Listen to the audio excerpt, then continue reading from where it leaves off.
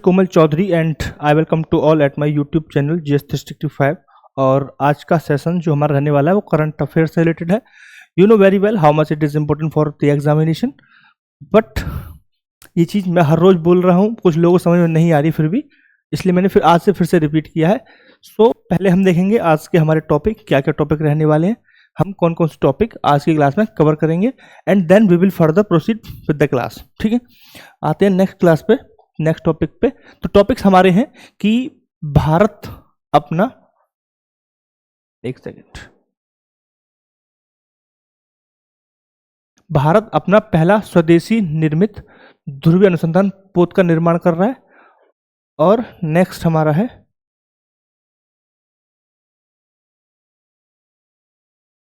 दूसरा, तेलंगाना सरकार ने कवच टाइगर कॉरिडोर को कुमराम भीम टाइगर रिजर्व के रूप में परिवर्तित कर दिया है। नेक्स्ट टॉपिक हमारा है तेलंगाना सरकार द्वारा नेक्स्ट वही है MSC एरिना बिजिनझान पोर्ट पर पहुंचा है, इसको बहुत डिटेल में देखने वाले हैं।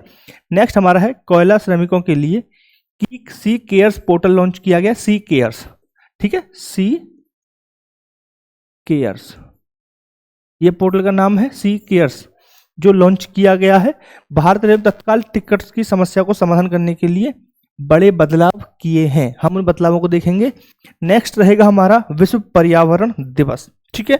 और लास्ट सबसे एक इंपॉर्टेंट टॉपिक रहेगा कि भारत को 2026 में शुरू होने वाले 2 वर्षों के लिए संयुक्त राष्ट्र इकोसॉक के लिए चुना गया है। हम इस न्यूज़ को भी बहुत अच्छे से डिटेल में समझेंगे। इससे अलग कुछ और भी न्यूज़ हैं, कुछ और भी खबर हैं जो एग्जाम के पॉइंट ऑफ व्यू से इंपॉर्टेंट हैं, तो उन्हें हम समझेंगे अन्य के रूप में, अदर्स के रूप में उनको समझेंगे, अदर्स के रूप में, ठीक है।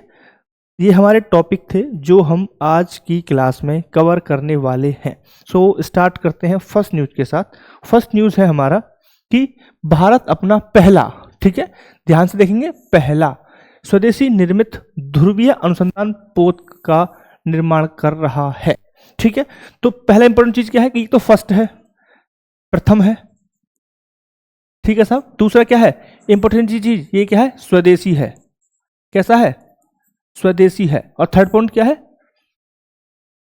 ध्रुवीय अनुसंधान पोत, ठीक। तो 3 पार्ट हम देख रहे हैं न्यूज के, ये तो फर्स्ट है, पहला है, दूसरा क्या है, वह स्वदेशी निर्मित है, ठीक है। ध्रुवीय अनुसंधान पोत क्या होते हैं, तो ध्रुवीय अनुसंधान पोत विशेष प्रकार के डिजाइन किए हुए जहाज होते हैं, जिनका उद्देश्य क्या होता है, जिनको किस उद्देश्य के साथ डेवलप किया जाता है कि यह जो जहाज हैं वो ध्रुवीय क्षेत्र में, यानी कि ध्रुव पर जो जलीय क्षेत्र है, ध्रुवीय जलीय क्षेत्र जो होता है उस पर क्या कर सकें, नौवहन कर सकें, चल सकें, ठीक है। तो क्या होते हैं, विशेष प्रकार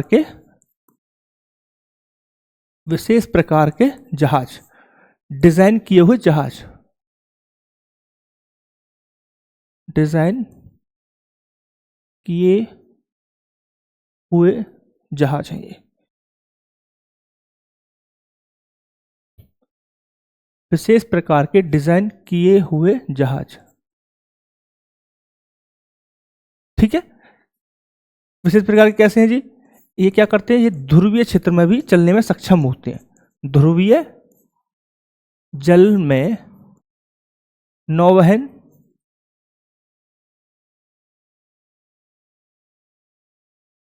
में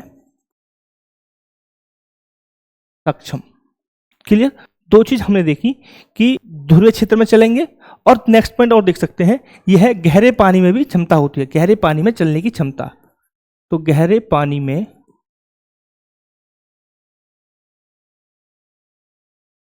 चलने की क्षमता, ठीक है। तो ओवरऑल हम क्या समझ सकते हैं, हम क्या देख रहे हैं साहब, हम देख रहे हैं कि विशेष प्रकार के डिजाइन किए हुए जहाज होते हैं, कौन, ध्रुवीय अनुसंधान पोत, नाम से पता चल रहा है इनका उद्देश्य क्या है, अनुसंधान करना। तो कहां चल रहे हैं, ध्रुवीय क्षेत्र में चल रहे हैं, ठीक है, गहरे पानी में चल रहे हैं। तो किस अनुसंधान को बढ़ावा देंगे ये, तो ध्रुवीय क्षेत्र और गहरे पानी के अनुसंधान को यह बढ़ावा देंगे, ठीक है, क्लियर। इससे हमें क्या फायदा मिलेगा, इससे उद्देश्य क्या, उद्देश्य प्राप्त कर सकते हैं हम, इससे क्या फायदा मिल रहा है हमें, इससे हम गहरे पानी में क्या कर सकते हैं, अनुसंधान कर सकते हैं, गहरे पानी के अनुसंधान,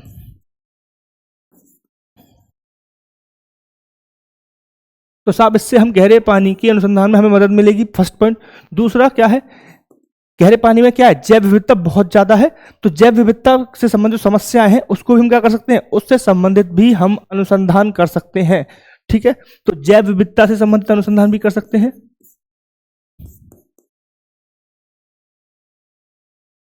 जैव विविधता संबंधी अनुसंधान भी कर सकते हैं।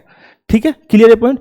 दूसरा एक और बहुत सबसे बड़ा इश्यू क्या है हमारे सामने, क्या, जलवायु परिवर्तन, समुद्र का लगातार गर्म होना, जल का लगातार गर्म होना, पृथ्वी का लगातार गर्म होना, जलवायु तापन जिसे हम कहते हैं, क्लाइमेट चेंज। ठीक है, तो यानी कि जलवायु परिवर्तन भी एक समस्या है, उसका भी हम अनुसंधान कर सकते हैं, उससे संबंधित समस्या उसको भी हम सॉल्व करने की क्या होगी, मदद मिल सकती है, जलवायु परिवर्तन से संबंधित। ठीक है, ध्रुवीय क्षेत्र में जलवायु परिवर्तन के कारण ग्लेशियर पिघल रहे हैं। ठीक है, वो सब चीजें यहाँ पे हमें जोड़ नहीं रहा हूँ, लेकिन समझने के लिए आप सिर्फ जोड़ सकते हैं। ठीक है, तो ये था हमारा ध्रुवीय अनुसंधान पोत के बारे में। अब आइए नेक्स्ट पॉइंट हमारा है, एक और पॉइंट हम लिख सकते हैं कि इस पोत में ये एडवांस टेक्नोलॉजी होती है, इसमें एडवांस टेक्नोलॉजी से ये लैस होता है साहब। तो क्या होता है, एडवांस टेक्नोलॉजी भी इसमें होती है, ये पॉइंट आप ऐड कर सकते हैं। ठीक है, तो ये सब पूरा जो ओवरऑल हमने देखा, ये देखा हमने ध्रुवीय अनुसंधान पोत के बारे में। ठीक है, अब हम कवर करेंगे न्यूज को, न्यूज में क्या दिया हुआ है। ठीक है, तो न्यूज में दिया हुआ है कि भारत अपना पहला स्वदेशी ध्रुवीय अनुसंधान पोत निर्माण कर रहा है। तो किसके, अकेला कर रहा है, किसी के साथ कर रहा है, तो भाई मेरे ये कर रहा है नॉर्वे कंपनी के साथ। किसके साथ,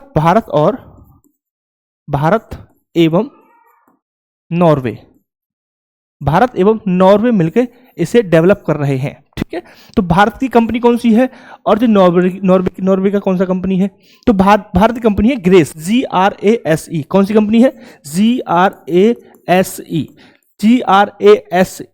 यानी कि गार्डन रिच, क्या लिख सकते हैं, garden rich ship builders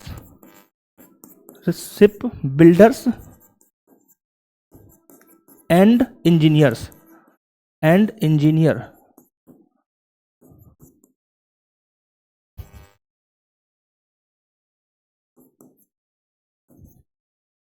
engineer private limited. ठीक है, लिमिटेड।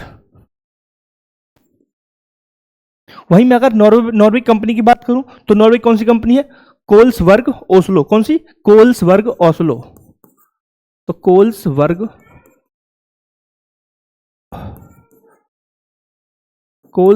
ओस्लो, तो कौन सी कंपनी है, कोल्सवर्ग ओस्लो। तो ये नॉर्वे की कंपनी है, और ये ग्रेस भारतीय कंपनी है। यह सरकारी कंपनी है, सरकार का, भारत सरकार का स्वामित्व इसके पास, सरकार का स्वामित्व। और ये बेसिकली ये शराब बनाने की कंपनी है, जो शराब बनाने के लिए फेमस है। ठीक है, तो क्लियर, आई होप कि न्यूज और बैकग्राउंड स्टैटिक पार्ट सब चीज पूरा तरीके से आपको ये न्यूज समझ में आई होगी। ठीक है, क्लियर, अगर क्लियर है तो बोलिए अल्ट्रा क्लियर। अब आइए नेक्स्ट न्यूज की तरफ। नेक्स्ट न्यूज क्या है हमारा, नेक्स्ट न्यूज है कि तेलंगाना सरकार द्वारा कवल टाइगर रिजर्व कॉरिडोर को बदलकर क्या कर दिया है, Kumram Bheem tiger reserve corridor. ठीक है, यानी कि नाम परिवर्तन हमें देखने को मिल रहा है। तो भाई मेरे पहले तो क्वेश्चन ये है कि ये कॉरिडोर कहां से कहां तक था, यह कॉरिडोर कहां से कहां तक था, तो यह कॉरिडोर कवल टाइगर रिजर्व से कहां तक, कवल टाइगर रिजर्व से कहां तक था, अरे क्या कर दिया, कवल टाइगर रिजर्व से कहां तक था भाई मेरे, बताइए कहां तक था, किसी ने न्यूज सुनी है कुछ ऐसा। तो ये कवल टाइगर रिजर्व से ताडोबा आधारी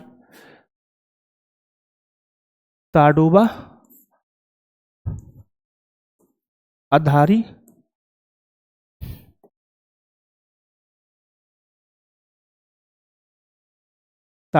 टाइगर रिजर्व तक है। कवल टाइगर रिजर्व कहां पड़ता है, तो ये पड़ता है साहब तेलंगाना में। कहां पड़ता है, तेलंगाना में पड़ता है ये। इसी तरीके से ताडोबा आधारी टाइगर रिजर्व पड़ता है महाराष्ट्र में। कहां पड़ेगा? महाराष्ट्र में। तो इनके बीच का जो कॉरिडोर था उसका नाम बदलकर क्या रखा गया है? नाम बदला गया है, कंवल टाइगर को क्या बना दिया है? इस वाले कॉरिडोर को, ये अगर मैं इसे कॉरिडोर मानूं तो इसे बना दिया है कुमराम भीम टाइगर रिजर्व। ठीक है साहब, क्लियर हो गया पॉइंट? पॉइंट क्लियर है? ठीक है। क्या ये अथॉरिटी किसको होती है चेंज करने की? तो वन्य जीव अभ्यारण्य जो हमारा है अधिनियम, अरे यार फिर से कर दिया, वन्य जीव अभ्यारण्य अधिनियम 1972 की धारा 36A। ठीक है, धारा 36A। धारा 36A राज्य सरकार को यह अथॉरिटी देती है कि वह किसी भी क्षेत्र को संरक्षण रिजर्व क्षेत्र घोषित कर सकती है। ठीक है, कौन सी धारा? 36A, रिजर्व एरिया घोषित कर सकती है।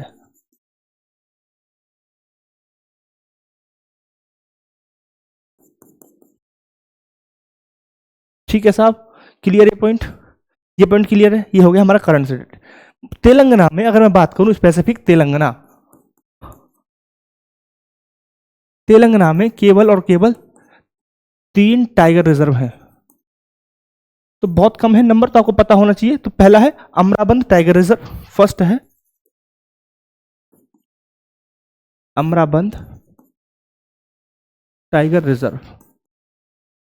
ठीक है, दूसरा है नागार्जुन सागर श्रीशैलम। अरे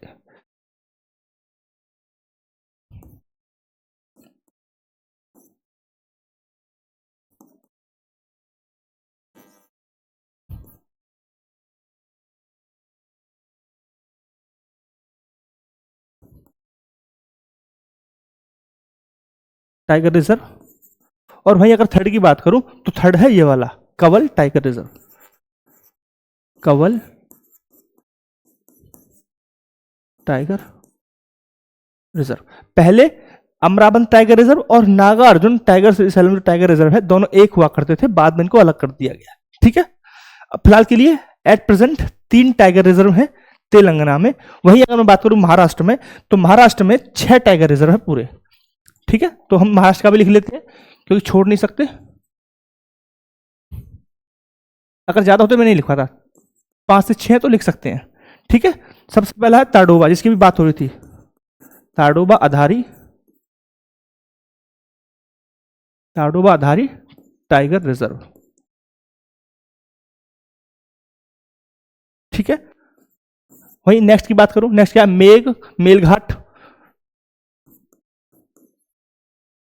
मेलघाट टाइगर रिजर्व। थर्ड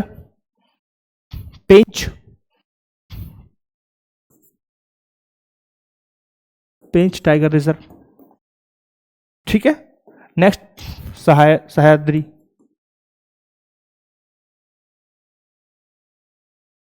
ठीक है, नेक्स्ट नेवगांव, और नेक्स्ट लिख दे नेवगांव टाइगर रिजर्व। और 6 पे लिख दीजिए आप बोर टाइगर रिजर्व। कौन सा? Bore tiger reserve. जैसे कि आप क्लास में बोर हो जाते हैं ना, ऐसे ये वाला tiger reserve, bore tiger reserve. ठीक है, मैंने 6 क्यों लिखे हैं 6? क्योंकि लिमिटेड नंबर्स हैं, बहुत छोटे छोटे नंबर्स हैं, इसलिए मैंने आपको मेंशन करा दिया। ठीक है, अगर ये नंबर ज्यादा होते 10-10 होते तो मैं नहीं कराता। ठीक है साहब, क्लियर? चलो आइए नेक्स्ट न्यूज की तरफ। ये न्यूज हमारा कंप्लीट हो गया। नेक्स्ट न्यूज हमारा कि एमएससी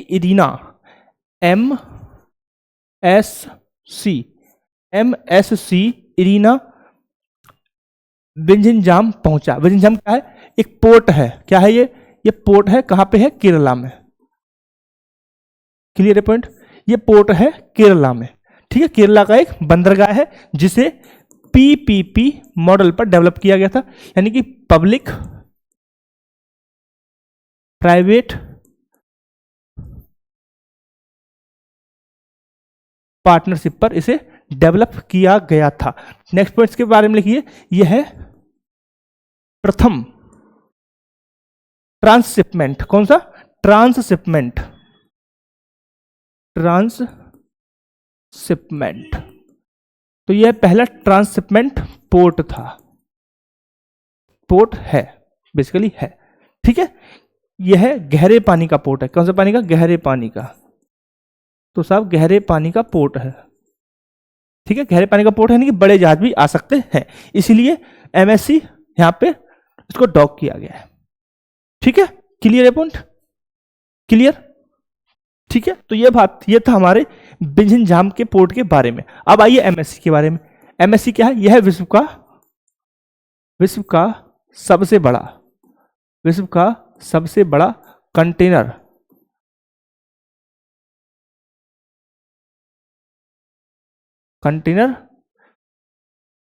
अरे क्या है, जहाज, हाँ जहाज, विश्व का सबसे बड़ा कंटेनर जहाज है। इसका नाम है एमएससी। क्या नाम है? एमएससी। एमएससी की फुल फॉर्म अगर बताऊं, इसकी होल्ड कंपनी कौन है इसकी, तो कंपनी इसका Mediterranean shipping company. Mediterranean shipping company, कौन सी? मेडिटेरियन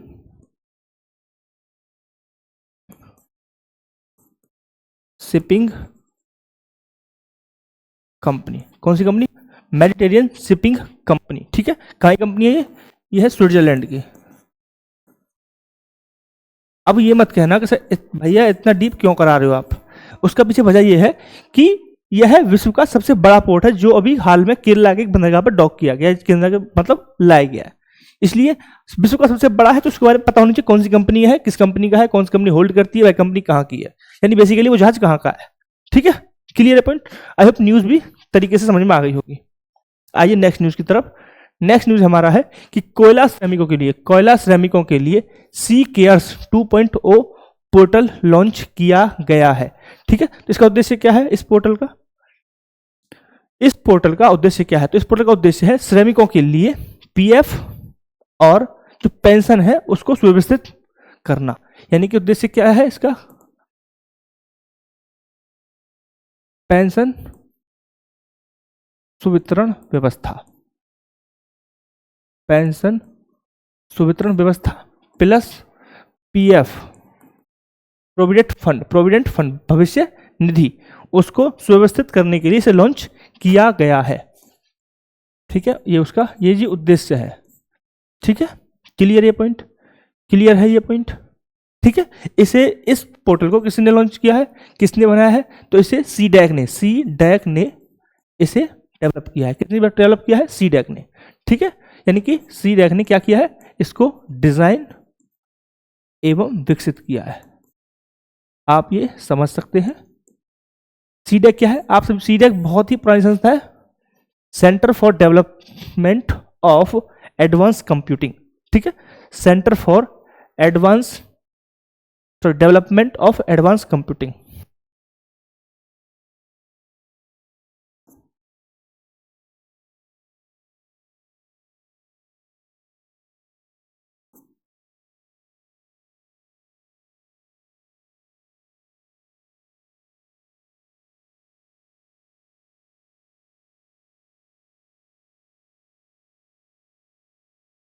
यह संस्था basically high speed computer develop करती है ना, जो हमारे सुपर कंप्यूटर्स होते हैं उनको डेवलप करने के लिए। ठीक है, मेरे को एक चीज बताइए, एक चीज और रह गई कि जो पेंशन सुवितरण है, व्यवस्था की जा रही है, इससे हम क्या उद्देश्य प्राप्त कर रहे हैं, क्या प्राप्त कर सकते हैं, मतलब क्या हमें फायदा हो रहा है, क्या फायदा हो रहा है? तो इससे हम क्या कर सकते हैं? सामाजिक सुरक्षा के उद्देश्य से हम इसे कर सकते हैं। यानी कि जब पेंशन सुवितरण होगा और जो पीएफ है उसका सही तरीके से वितरण होगा, उसका व्यवस्थित किया जाएगा, है ना, और जो बीच का गैप है, करप्शन है, उस चीज को हटाया जाएगा, तो इससे क्या होगा? इससे होगा सामाजिक सुरक्षा, सोशल सिक्योरिटी की जो कॉन्सेप्ट है, जो भाव है वो आएंगे। ठीक है, हमें सोशल सिक्योरिटी देखने को मिलेगी। ठीक है, क्लियर? मेरे को बताइए, क्या कोयला श्रमिकों से संबंधित कोई और योजना है जो आपके जहन में आ रही हो, मन में? ठीक है, तो कोयला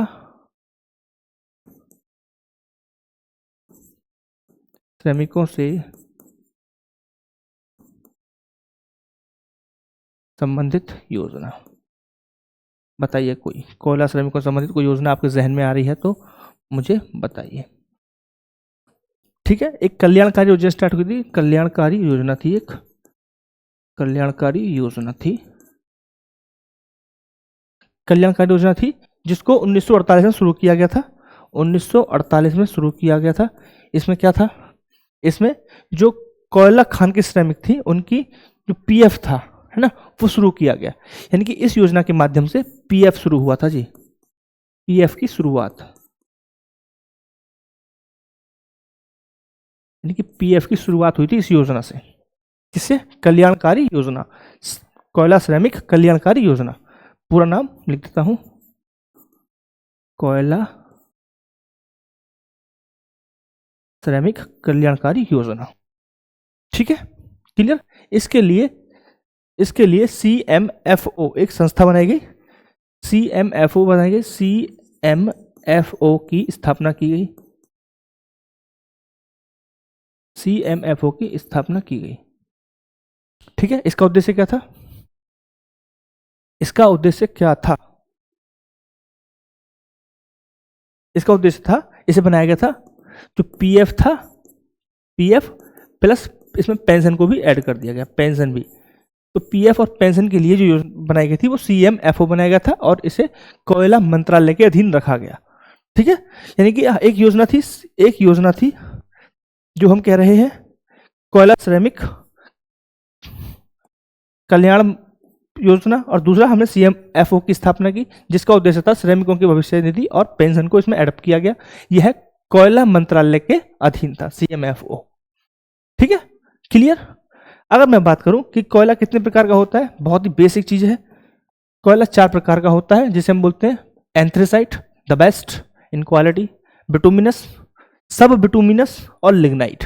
ठीक है, लिग्नाइट सबसे खराब क्वालिटी का होता है जब हम बात करते हैं एनर्जी को लेकर, और जो एंथ्रेसाइट होता है वो है सबसे उच्च गुणवत्ता वाला होता है। ठीक है, क्लियर है पॉइंट। एक और सुंदर फैक्ट लिख लीजिए कि सबसे बड़ा उत्पादक कौन है? सबसे बड़ा कोयला उत्पादक देश, कोयला उत्पादक देश, तो नाम आता है चीन का साहब, चीन। ठीक है, वहीं मैं बात करूं सबसे बड़ा राज्य, भारत। ठीक है, तो नाम आता है झारखंड। क्या आता है जी? कौन सा राज्य उत्पादन करता है? झारखंड। कौन सा नाम है? झारखंड। ठीक है, झारखंड के बाद उड़ीसा, उड़ीसा के बाद कौन सा आता है? बताइए, बोलिए, कुछ तो बोल दिया करो भाई मेरे, तुम तो शांत बैठे हो चिपक के बिल्कुल। छत्तीसगढ़। ठीक है, और एक सुंदर सा फैक्ट एक और लिख लीजिए जब फैक्ट लिख रहे हो तो, कोयला शहर किसे बोला जाता है? कोयला शहर, तो कोयला शहर बोला जाता है धनबाद को, कोयला शहर बोला जाता है धनबाद को। ठीक है, आई होप न्यूज और करंट अफेयर्स स्टैटिक पार्ट पूरे तरीके से एकदम फोड़ दिया हमने। अब बढ़ेंगे हम आगे। ठीक है, नेक्स्ट बहुत छोटी सी न्यूज है कि भारतीय रेलवे तत्काल टिकट समस्या को समाधान करने के लिए क्या किया है? इसमें बड़े बदलाव किए हैं। बड़े बदलाव के रूप में देखा हमने कि ई आधार अनिवार्य कर दिया है। कौन सा आधार? ई आधार अनिवार्य प्रमाणीकरण, यानी कि अब आधार कार्ड जरूर चाहिए प्रमाण करने के लिए। ठीक है, दूसरा पॉइंट क्या किया है? जो IRTC है, इंडियन रेलवे है, वो खातों के आधार से लिंक, खातों के आधार, जो खाते आधार से लिंक होंगे उनको प्राथमिकता देगी। ठीक है, ये दूसरा था पॉइंट था जो चेंज किया गया है। और जो डेवलप कर रहे हैं वेबसाइट को, जो एंटी बोट सिस्टम है या CDN संवर्धन ने वेबसाइट में कुछ चेंजेस भी किए हैं। ठीक है, यानी कि मेन चीज क्या थी? आधार प्रमाणीकरण किया गया है और वेबसाइट में भी परिवर्तन किए गए हैं। ठीक है, और प्राथमिकता के रूप में देखेंगे तो जो अकाउंट, जो खाते आधार कार्ड से जुड़े हुए होंगे उनको प्राथमिकता दी जाएगी। क्योंकि क्या है? ई आधार प्रमाणीकरण, यानी कि आपका आधार अकाउंट से अटैच होना चाहिए। अगर अकाउंट से अटैच नहीं होगा तो क्या होगा? ई आधार वेरिफिकेशन नहीं हो पाएगा और इस वजह से आपकी सीट कंफर्म नहीं होगी। नेक्स्ट न्यूज है हमारा छोटा सा विश्व पर्यावरण दिवस कब मनाया जाता है जी? विश्व पर्यावरण दिवस कब मनाया जाता है? ये मनाया जाता है 5 जून को मनाया जाता है। विश्व पर्यावरण दिवस 5 जून को मनाया जाता है। ठीक है, संपूर्ण विश्व में विश्व पर्यावरण दिवस मनाया जाता है। ठीक है, ऐसा नहीं है कि सिर्फ भारत ही मनाएगा। ठीक है, इसका विषय क्या है? अब की बार का थीम क्या है?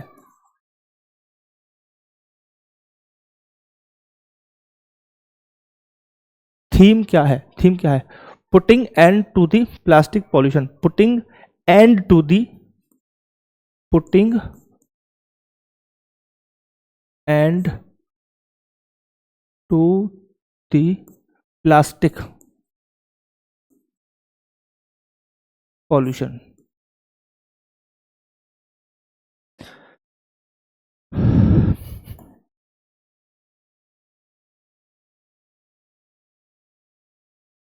ये इसका थीम है। ठीक है, इस इवेंट को कौन होस्ट कर रहा है? इस इवेंट को होस्ट किसने किया है? तो इस इवेंट का होस्ट है जी दक्षिण कोरिया। कौन है?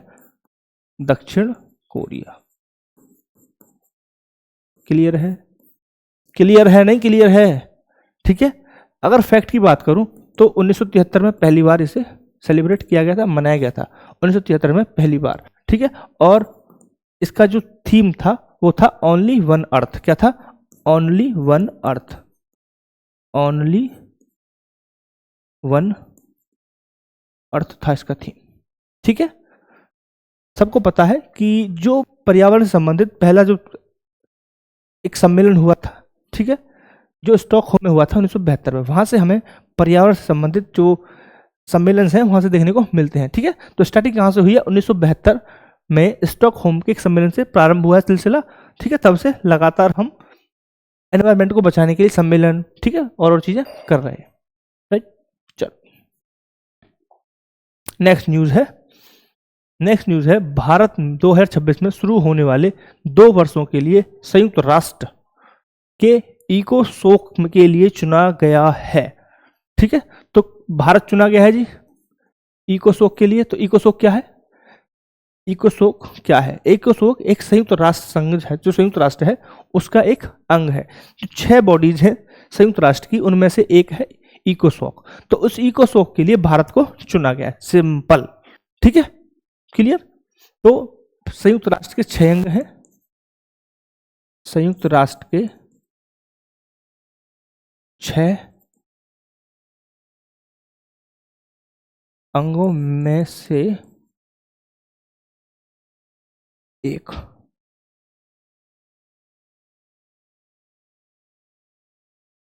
संयुक्त राष्ट्र के 6 अंगों में से एक। ठीक है, क्या है इसकी हम बात कर रहे हैं। 6 अंग कौन कौन से हैं साहब? अगर मुझसे कोई पूछे 6 अंग कौन कौन से हैं, क्योंकि ये बहुत कॉमन चीज है, आपको पता होना चाहिए कि 6 अंग कौन कौन से हैं। ठीक है, तो सबसे पहले आता है महासभा। महासभा महासभा हो गया। सुरक्षा परिषद, ये तो सुनते हो गया आप, चर्चा में बनी रहती है सुरक्षा परिषद। नेक्स्ट अंतर्राष्ट्रीय न्यायालय। ये वो है जो आप सुनते हो हर दिन, लेकिन आपको ये नहीं पता है कि ये संयुक्त राष्ट्र का अंग है, अंतर्राष्ट्रीय न्यायालय। ठीक है, क्लियर? और एक है नेक्स्ट न्यास परिषद। कौन सी परिषद? न्यास परिषद।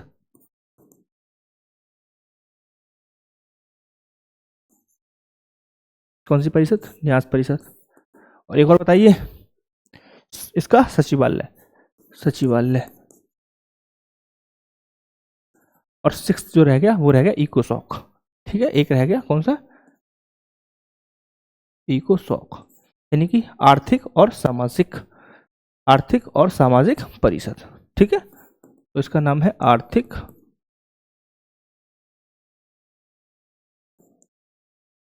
सामाजिक परिषद। आर्थिक सामाजिक परिषद। ठीक है, क्लियर?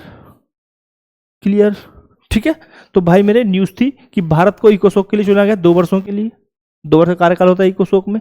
ठीक है, मैं लेकिन ये 2 वर्ष के लिए चुना गया है। ठीक, 2026 से 2028 तक। इसके तीन विकास, जो विकास की बात हो रही है, क्यों चुना गया है, इसकी थीम जो रहेगी वो रहेगी सामाजिक, आर्थिक और पर्यावरण विकास पे फोकस रहने वाला है इन सालों। ठीक है साहब, ठीक। तो आप सभी को पता है यूएन की स्थापना 1945 में हुई, तो इन जो संस्थान है इनकी स्थापना 1945 में की, जो पहले हुई थी इनको भी एडॉप्ट कर लिया है। इसका कार्यकाल 3 साल का होता है, कार्यकाल होता है 3 साल का, ठीक है। बट 2 साल के लिए क्यों चुना गया मेरे को नहीं पता है, ठीक है। कार्यकाल 3 साल का होता है। आप जाके इकोसॉक विकीपीडिया चेक कर सकते हैं, वहां से लिया हुआ है इंफॉर्मेशन, तो आप जाके चेक भी कर सकते हैं, ठीक है। तो वहां पे कार्यकाल 3 साल का दिया हुआ है, यहाँ पे 2 साल का चुना गया, मुझे नहीं पता क्यों चुना गया है, ठीक है। नेक्स्ट आइए, भारत में 2 और रामसर साइट क्या हुई है, एडॉप्ट हुई हैं, ठीक है। तो 2 कौन कौन सी साइट हुई है, खचिन और मेनार, खचिन और मेनार कौन कौन सी है साहब, खचिन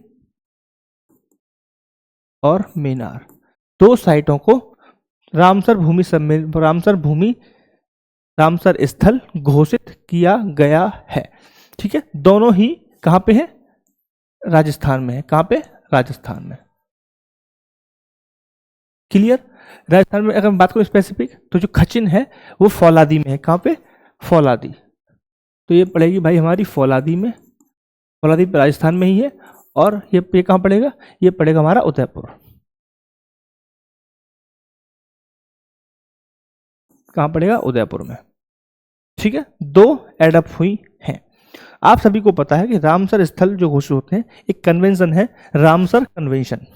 रामसर कन्वेंशन हुआ था, कब हुआ था, रामसर कन्वेंशन कब हुआ है, 1971 में, ठीक है।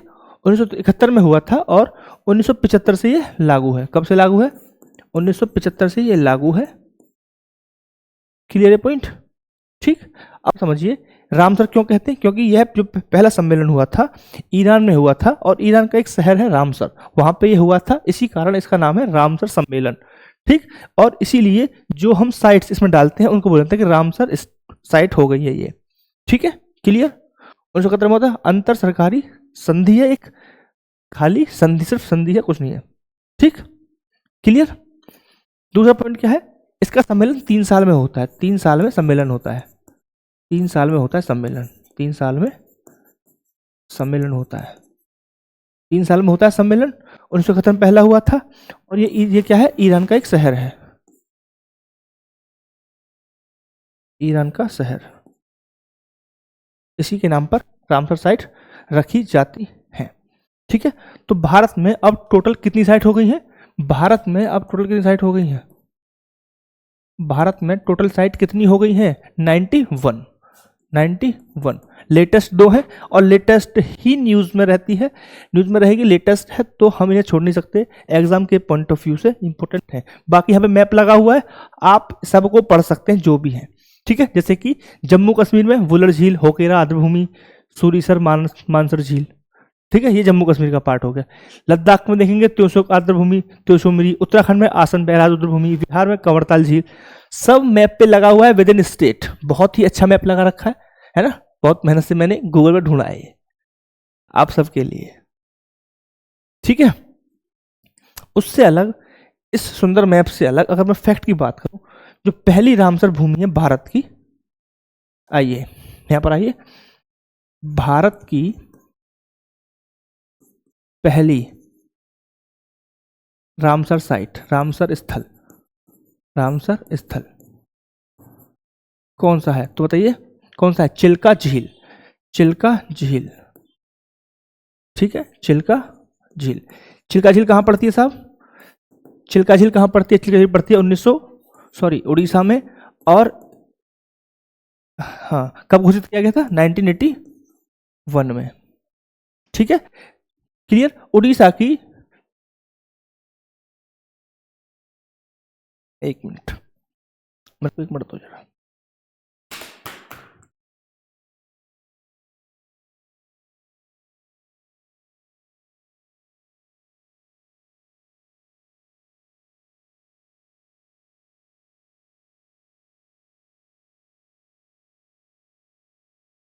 ठीक है, तो 1981 में से घोषित किया गया था। ठीक है, समझ गया, मेरे को कन्फ्यूजन हो गया थोड़ा सा, मेरे को लगा था ये राजस्थान में, कन्फ्यूजन हो गया था, करेक्ट है लेकिन। ठीक है, इसी तरीके से एक और झील, एक और साइट है केवलादेव। केवलादेव, केवलादेव राष्ट्रीय उद्यान, राष्ट्रीय उद्यान, ये कहाँ पड़ता है साहब? ये पड़ता है राजस्थान में। कहाँ पड़ेगा? राजस्थान में। और इसे भी 1981 में रामसर घोषित किया गया था। ठीक है, अगर मैं विश्व लेवल पे बात करूं, वर्ल्ड लेवल पे बात करूं, विश्व में पहली साइट कौन सी है? विश्व में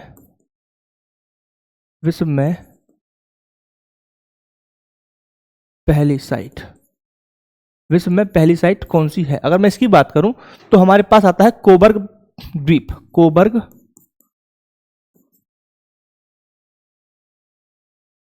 कोबर्ग प्रायद्वीप कहाँ का है ये? ये है साहब ऑस्ट्रेलिया का। कहाँ का है ये? ऑस्ट्रेलिया का है। और इसे कब घोषित किया गया था? 1974 में, यानी कि जो संधि प्रभाव में आई भी नहीं थी उससे पहले इसे घोषित कर दिया गया था। ठीक है, क्लियर ये पॉइंट? क्लियर ये पॉइंट? क्लियर है साहब? ठीक है, आइए नेक्स्ट पे। नेक्स्ट हमारा है कि वेजफेड सहकारी के माध्यम से दुबई को, कहाँ जी गई है? दुबई। कहाँ गई है? दुबई। एक सेकंड देना मेरे को।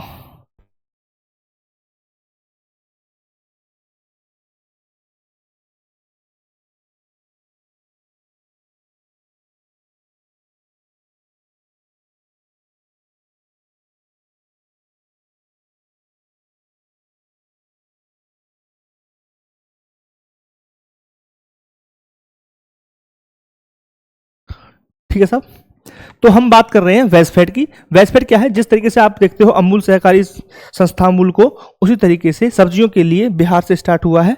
कहां से हुआ है? बिहार से, वेजफेड। ठीक है, कहां से स्टार्ट हुआ है? बिहार से, बिहार से। ठीक है, यह सहकारिता मॉडल पर काम करता है। सहकारिता मॉडल पर काम करता है, मॉडल पर। ठीक है, किसके लिए है? सब्जियों के लिए। किसके लिए है? सब्जियों के लिए। जिस प्रकार आप अमूल को देखते हैं जो दूध के लिए काम करता है, उसी तरीके से ये सहकारी के लिए सब्जियों पर काम करेगा। ठीक है, और नेक्स्ट खेप जो भेजी जाएगी वो भेजी जाएगी सिंगापुर के लिए। कहां भेजी जाएगी? सिंगापुर। सिंगापुर नेक्स्ट खेप, अगली खेप। अगली खेप कहां भेजी जाएगी? सिंगापुर भेजी जाएगी। ठीक है, क्लियर पॉइंट? समझ गए वेजफेड क्या है? वेजफेड क्या है? वेजफेड नाम से पता चला, वेजफेड वेजिटेबल से संबंधित है, सहकारिता मॉडल पर आधारित है, बिहार से स्टार्ट हुआ है। ठीक है, जिस तरीके से दूध के लिए अमूल फेमस है सहकारिता मॉडल के लिए, उसी मॉडल पर ये सब्जियों के लिए काम कर रहा है। ठीक है, बहुत छोटा न्यूज था। आइए नेक्स्ट की तरफ चलते हैं। नेक्स्ट हमारा है national agro R E summit 2025। National agro R summit 2025 कहां पे हुआ है साहब? तो यह हुआ है नई दिल्ली में। कहां पे हुआ है साहब? नई दिल्ली में हुआ है। ठीक है, क्लियर? इसे कृषि एवं किसान कल्याण मंत्री, कृषि एवं किसान कल्याण मंत्री इस मीटिंग में उपस्थित थे। राइट, नेक्स्ट फैक्ट सुनिए। इसे राष्ट्रीय कृषि नवीनकरण ऊर्जा सम्मेलन, भारतीय राष्ट्रीय ऊर्जा महासंघ, नेशनल राष्ट्रीय एग्री कृषि ई समिट, यानी कि नवीनकरणीय ऊर्जा सम्मेलन के नाम से भी जानते हैं। यानी किस नाम जानते हैं? राष्ट्रीय, कंफ्यूज मत होना मेरी बातों से, राष्ट्रीय कृषि नवीनकरणीय ऊर्जा सम्मेलन।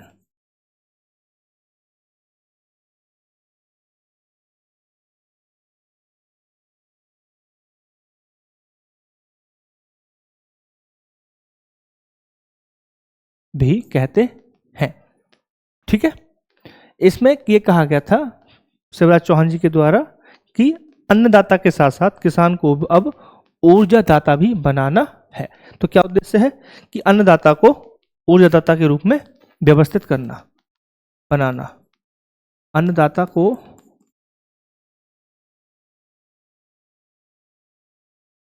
ऊर्जादाता बनाना है। ठीक है, शिवराज चौहान जी ने कहा था, कृषि एवं किसान कल्याण मंत्री है ये। ठीक, कौन हो, किसने आयोजन किया है? NSEFI, भारतीय राष्ट्रीय सौर ऊर्जा महासंघ द्वारा। किसने? भारतीय राष्ट्रीय ऊर्जा महासंघ।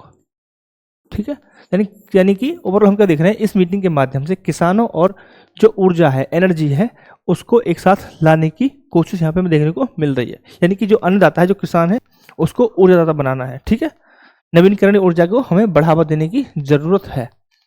ठीक, नेक्स्ट न्यूज है, बहुत छोटी न्यूज है कि त्रिसेवा अखिल भारतीय नौकायन अभियान दल वापस लौटा है। कहां से लौटा है? सेशल्स से लौटा है। सेशल्स क्या है? एक द्वीप है इटली का। कहां से लौटा है? सेशल्स से।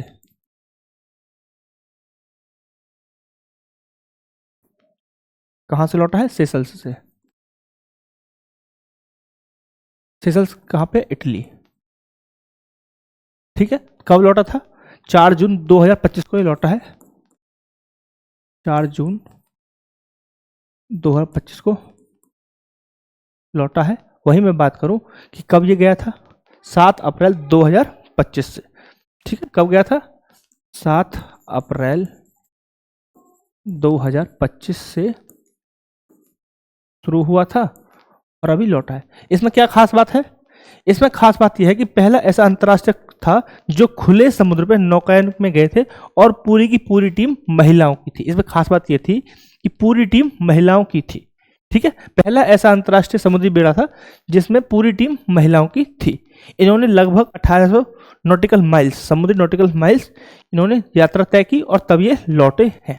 ठीक है, तो ये अपने आप में न्यूज थी, बड़ी न्यूज है कि हमारे देश की महिलाएं इस स्तर तक पहुंच गई हैं जहां पर पहले उनको बहुत, समाज में आप इतिहास में पढ़ चुके हो क्या स्थिति थी, तो हम वहां तक पहुंच गए। हम क्या अचीव कर पा रहे हैं, कितना हम बढ़ रहे हैं महिलाओं की चीज़ों, सुरक्षाओं को लेकर, और महिला हमारी कहां तक पहुंच गई हैं। ठीक है, इस चीज़ को हम यहाँ से देख सकते हैं। आइए नेक्स्ट है हमारा कि आंध्र प्रदेश ने वास्तविक समय नागरिक सेवाओं के लिए अंतरिक्ष तकनीक को एकीकृत करने के लिए इसरो के साथ 5 साल के लिए समझौता किया है। समझौता किनके बीच हुआ है? आंध्र प्रदेश सरकार प्लस इसरो। ठीक है, इसरो की एक शाखा है जिसके साथ समझौता हुआ है, वो है सार, SHAR। इसरो की एक शाखा है, ब्रांच है, जो इसरो की एक सब्सिडरी है, उसके क्या है, उसके साथ किया गया है contract, MOU sign, Satish Dhawan space centre, Satish Dhawan space centre. ठीक है, इसका उद्देश्य क्या है? इसका उद्देश्य है कि जो रियल टाइम पर गवर्नेंस सिस्टम है उसको क्या करना है? बढ़ाना है, रियल टाइम गवर्नेंस बढ़ानी है। ठीक है, तो रियल टाइम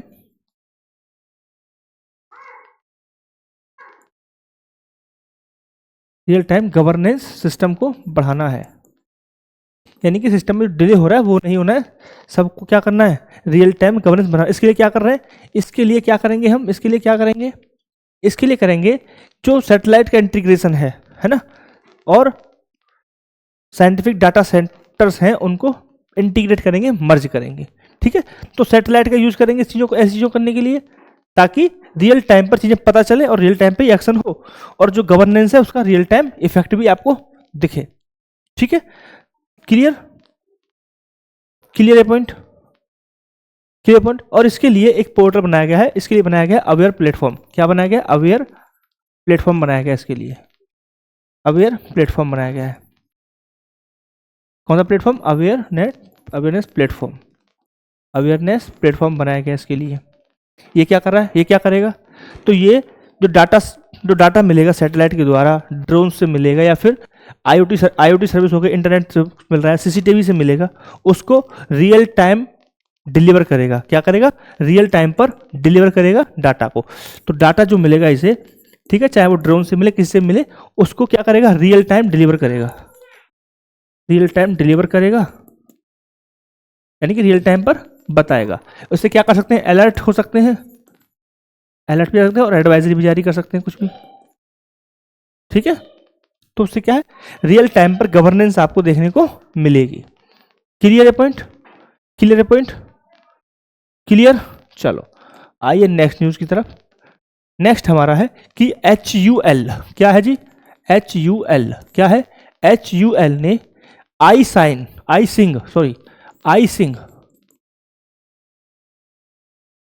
एप्लीकेशन लॉन्च किया है, iSing एप्लीकेशन लॉन्च किया है।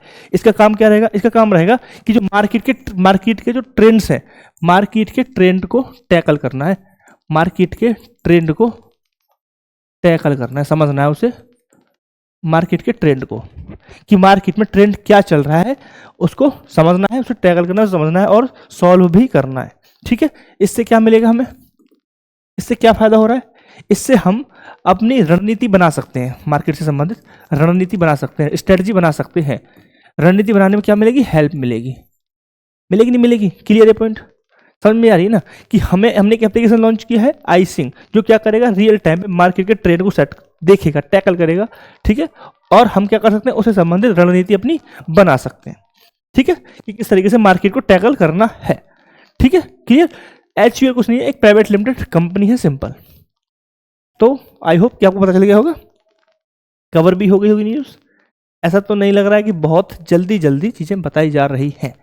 ठीक है, सो डोंट वरी, दोबारा सुन लीजिए अगर ऐसा लग रहा है तो। HUL एक प्राइवेट लिमिटेड कंपनी है जिसने एक एप्लीकेशन लॉन्च किया था जिसका नाम है iSing। इसका कार्य क्या है कि मार्केट के ट्रेंड जो होते हैं, मार्केट का व्यवहार क्या है, उसको टैकल करना है, जो हमें रणनीति बनाने में मदद करेगा।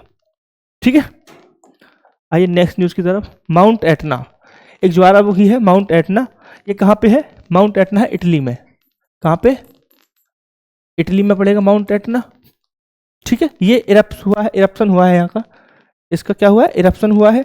ठीक है, तो अपने आप में न्यूज़ है, इरप्शन हुआ है, फटा है ये। ठीक है, तो ये स्ट्रम्बोली टाइप में फटा है, स्ट्रम्बोली। अब आप कहोगे सर ये का टेक्निकल वर्ड आ गया, स्ट्रम्बोली टाइप इरप्शन। तो मित्रों यहाँ पे मैं हिंदी नहीं लिख पाऊंगा, स्ट्रम्बोली प्रकार का विस्फोट है ना। तो स्ट्रम्बोली क्या होता है, इसमें क्या होता है, फ्रिक्वेंटली होता है इरप्शन, मतलब जल्दी जल्दी क्या होता है, इरप्शन होता है। लेकिन क्या होता है, वो धीरे धीरे होता है, स्लो होता है, मॉडरेट, मतलब इसलिए बहुत तेज विस्फोट होगा तो मॉडरेट विस्फोट के साथ होगा, तो मॉडरेट इरप्शन होगा, मॉडरेट क्या होगा, ब्रस्ट होगा। ठीक है, मॉडरेट ब्रस्ट होगा, क्लियर पॉइंट। मॉडरेट ब्रस्ट होगा ऑफ द किसका, लावा का, है ना। मॉडरेट इरप्ट होगा और फ्रिक्वेंटली होगा। ठीक है, इंपोर्टेंट पॉइंट क्या है कि ये यूनेस्को की साइट है, यह एक यूनेस्को साइट है, यह यूनेस्को साइट भी है। ठीक है, और इसके बारे में सिंपल चीज लिख लिए, यह एक एक्टिव वॉल्केनो। कैसा वॉल्केनो है जी, ये एक्टिव वॉल्केनो है। कैसा, एक्टिव। ठीक है, 3 प्रकार के होते हैं, जाके पढ़िए, सक्रिय, निष्क्रिय और संतृप्त।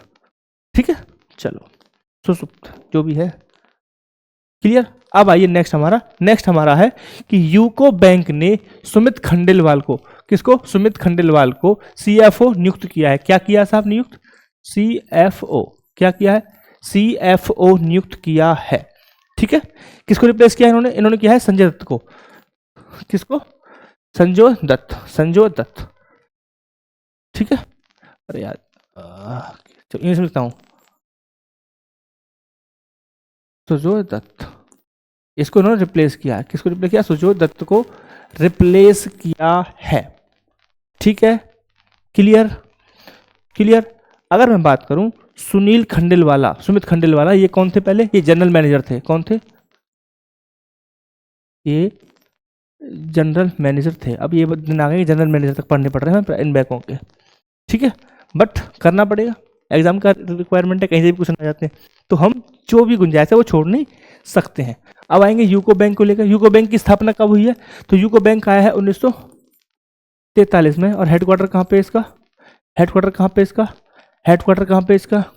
हेडक्वार्टर कहाँ पे, कोलकाता। ठीक है, हेडक्वार्टर है कोलकाता। और इसके MD और CEO कौन है, MD और CEO कौन है, अश्विनी कुमार। क्या नाम है, अश्विनी कुमार। क्या नाम है जी, अश्विनी कुमार, MD और CEO है। ठीक है, तो ये बहुत फैक्ट और हमारा स्टैटिक पार्ट आ जाता है। अब हम बढ़ते हैं नेक्स्ट न्यूज़ की तरफ। वो क्या है कि कुमार मंगलम साहब को ग्लोबल लीडर पुरस्कार मिला है? ठीक है, तो कौन देता है? पहले तो यूपीआईएस, कौन देता है? यूपीआईएसपीएफ, ये देता है जी, यूपीआईएसपीएफ। क्वेश्चन ये है कि कुमार मंगलम बिरला कौन है? कौन है? सब जानते हैं, दुनिया जानती है कि आदित्य बिरला ग्रुप का नाम सुना है? आदित्य बिरला ग्रुप नाम सुना है?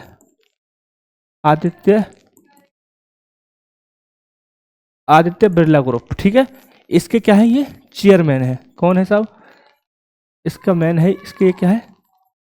चेयरमैन है, ठीक है। ये किसके लिए दिया जाता है? यूपीआईएस की फुल फॉर्म क्या है? यूपीआईएसएफ की फुल फॉर्म क्या है? यूपीएसआई लिख दिया क्या मैंने? ठीक है, वो मैं पूरी फुल फॉर्म लिख देता हूँ। ये होता है US India strategic partnership, partnership के द्वारा दिया जाता है, स्ट्रेटेजिक पार्टनरशिप फोरम के द्वारा दिया जाता है, ठीक है। तो जो ग्लोबल लीडरशिप अवार्ड है वो US India strategic partnership forum के द्वारा दिया जाता है। और यह अब की बार जो हुआ है ये 8वां संस्करण था, 8th था। कहाँ पे हुआ है? ये हुआ है वॉशिंगटन डीसी में। कहाँ पे हुआ है? वॉशिंगटन डीसी में हुआ है। कहाँ पे हुआ है? वॉशिंगटन डीसी में हुआ है, ठीक है। क्लियर। आते हैं नेक्स्ट न्यूज की तरफ।